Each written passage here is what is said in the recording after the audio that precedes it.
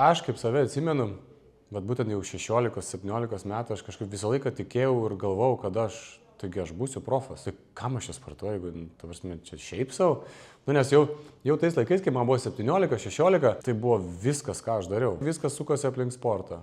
Su pirma pamokas, o paskui sportas. Tėvų, sakykime, palaikymas ir būtent tėvo savo palaikymas, įdiegimas struktūros, požiūrio, savikontrolės, tikslų užsibrėžimas, tai tėvo indėlis. Nu, be talento nieko nepadarysi sporte. Darbas. Nu ir dar žiupsnelis sėkmės. Atsirasti tinkamu laiku, tinkamoje vietoje, susipažinti su tinkamais žmonėmis, kurie tau padėjo kažkur tai įsitvirtinti komandoje kažkokioje, tu įsitvirtinai toje ten to pačioje mėgėjų komandoje, tada tau pasisekė, pavadinkim pasisekė, bet tu vėlgi nusipelnei to rezultato, tu parodai kažkokį gerą rezultatą, laimėjai kažkokias prestižinės varžybas, būtent ten tavo amžiaus grupės Prancūzijoje, tave atsikreipia dėmesys, tada tu vėl patvirtini. Nu, tai čia toks visas tas miksas visų tų savybių ir žmonių ir bendro darbo aplinkui ir prisidėjo. Užsispyrimas ir tikslo siekimas, jeigu mes šnekam apie mitybą, poilsį, treniruotės, tai privalomai turi tapti tavo gyvenimo būdu. Jeigu tu tai priimsi taip per prievartą, jeigu tau ten valgyti sveiką maistą, atrodo, tu tik lauki, kada tu baigsis varžybos svarbiausias ir prisipirkęs jau čipsų turi pilnus namus. Jeigu tau ten maitintis sveikai lyg ir kaip ten neskanu, jeigu tau tas makaronas turi būti būtinai su riebiu padažu, nu tai sakau, šitas dalykas turi tapti tavo tokiu gyvenimo stiliumi, natūraliu. Tai va tas, kas man padėjo, aš manau, kad labai greitai supratau, kad man patinka sveikai maitintis, man patinka treniruotis, man patinka tinkamai ilsėtis, tai toks visas tas bendras buvo jau, sakykim, visas lydėjo tas dalykas jau nuo 16 metų. Mes dažnai sakydavom, kad tai ką tu darai, netgi kaip profesionalas buvo, ne? Nu tai gerai, tai ką po to darysi, tai vis tiek čia kažkokius kursus reikia, pasibaigti kažkokius kursus, čia tą, na, bet aš kaip visai sakydavau, nu tu 2 arba 3 dalykų, nu gerai nepadarysi. Tarsi tu vieną dalyką, kas yra svarbiausias, darai gerai, o visi kiti jau tada lieka, nu, tokie jau antriniai. Nes jeigu tu pradėsi jiems skirti daugiau dėmesio, nu, nukentės tavo vis tiek pirminis tas, kuo tu užsiimi, šiuo atveju, sakykim, sportas. Nu, jeigu tu nori pasiekti aukštumas, kaip ir bet kur, mokykloje, moksluose, taip ir sporte, nu, toks, žinai, pusė darbo, nu, čia nepaeis, ta prasme. Jeigu tu nori pasportuoti iki tam tikro amžiaus ir įgauti įgūdžių, pakeliauti kažkiek, nu, tada okei, toks, žinai, gali pusiau.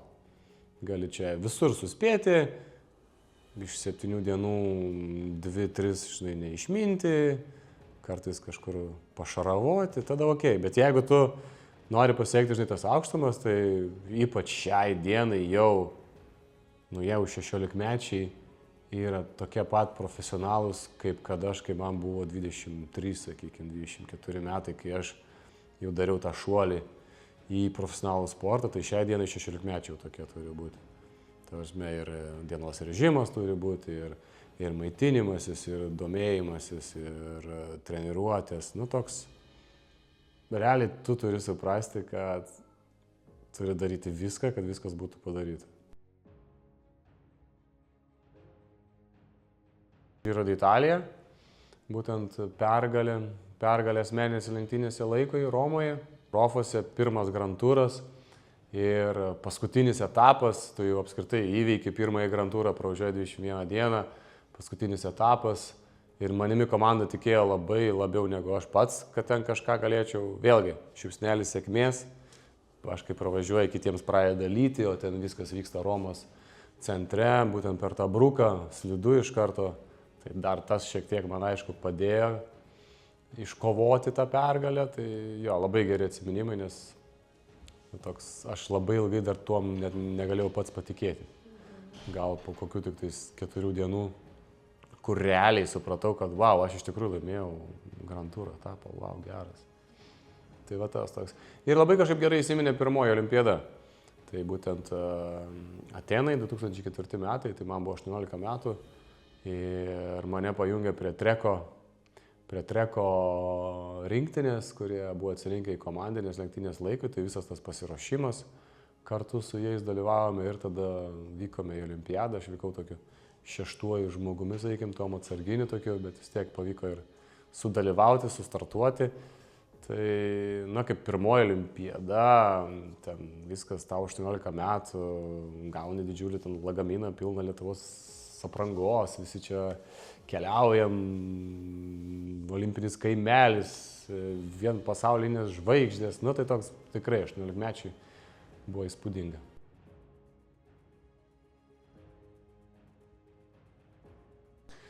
Jo, tai visų pirma, tas karjeros, tas pabaigimas, tai jisai buvo jau apgalvotas ir jau netgi ne 1 metai buvo svarstoma ir galvojama, sakykim, ir šeimoje netgi tarėmės, tai varau dar 1 metus, kaip čia darom, kaip ir dar parako yra, noro yra, tai va taip vis kokius 2 metus jau buvo tas toks svarstymas, ar dar tikrai noriu ir vis laik pasidau, jo, tikrai noriu, bet šie jau metai, va, būtent tie 24 buvo jau nuspręsta, kad tai bus paskutiniai metai. Tai iš vienos pusės tai paleidau su tokia lengva, sakykim, širdimi, bet praėjus kiek laiko greitai supratau, kad vat, ko labiausiai trūksta, tai vat, išskirčiau tas emocijas.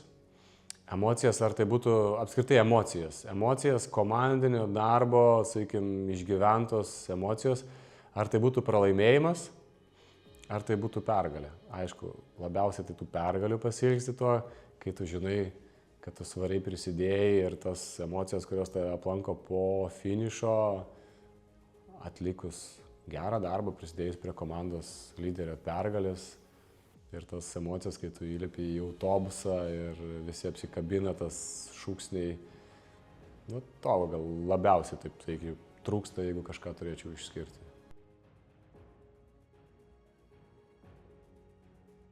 Dar tokia, pasakyčiau, nėra visai kryžkelė, sakykime, į kairę ar į dešinę, bet toks lyg ir eini tiesiai, bet ar čia vat kairiau ar dešiniau, bet tu kaip ir kryptis kaip ir aiškiai, lyg ir norėtum kažkur taip, bet taip vat tiksliai dar nėra, kad galėčiau pasakyti, kad vat aš tikrai darysiu tą ir tą, būsiu tuo ir tuo, sakykime.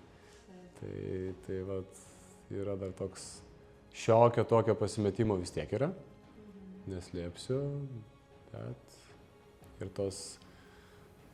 Aš visą laiką sakydavau, kad žmogus tiek, pavyzdžiui, jeigu jisai atiduotų tiek laiko, tiek, kiek mes atiduodam dviračių sporte, pavyzdžiui, tie, kurie tampa profesionalais, jeigu tu tiek laiko ir pastangų investuotum į bet kokią kitokią sritį, bet kokioje srityje tu tikrai irgi pasiektum kažkokiu tais aukštumu, ar tai būtų verslas, ar mokslai, ar dar kažkas.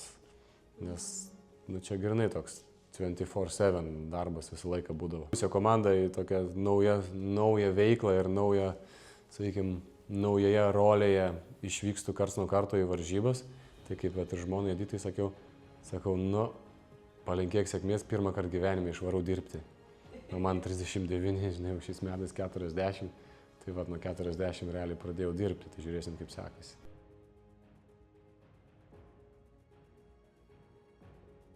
Būtent mūsų toje, posovietinėje, sakykime, šalyje mes vis dar nesugebam išsikapstyti. Aš nežinau, neanalizavau taip plačiai ir kad galėčiau ten sakyti, kad kaltas Jonas Petras ar Angelė, bet kažkas tai yra ir mes esam ne vienintelė tokia šalis, kuri išsivadavus iš tos sovietinių, sakykime, Sovietų sąjungos vis dar nerandame savo kelio sporte. Tai mes turim tik tokius perliukus, kurie karts nuo karto kažkur neiššauna, tai praplaukė kažkas, tai pašaudė kažkas, tai dar kažkas tokio. Tai ir dviračių sportas yra lygiai ten pat. Ir va šitoje pusėje tai gaila, tačiau džiuginanti pusė yra būtent ta kitoji pusė. Tas rekreacinis sveikatingumas, žmonės, sakykime, mano amžiaus, kurie pirmą kartą pradeda minti dviračių, ne tik, kad savaitgaliais su vaikais ar tenais į sodą kartą per metus, o jau realiai nusiperka gravelį, nusiperka aprangą, batus įsifiksuojančius ir su Hebra varo penktadienį, šeštadieniais, ten vakarais, ar dar kokį tripą pasidaro, ar vat, į varžybas, kurių turim nemažai, ne, pasijungia. Tai vat, šita pusė labai motyvuojanti ir labai džiugina ir tikiuosi, kad jinai sugebės patraukti ir pakelti tą visą populiarumą mūsų dviračių sporto, nes aš kaip visą laiką sakau, tėvai visada bus pavyzdys vaikam. Jeigu vaikai mato, kad tėvai sportuoja, aktyviai gyvena, sveikai maitinasi, tai jie irgi atsižvelgs į tai ir irgi, būdami 12, 14, 16 metų patys pasakys, žinai, mama, tėtė, aš, pavyzdžiui, noriu eiti sportuoti dviračių sportą.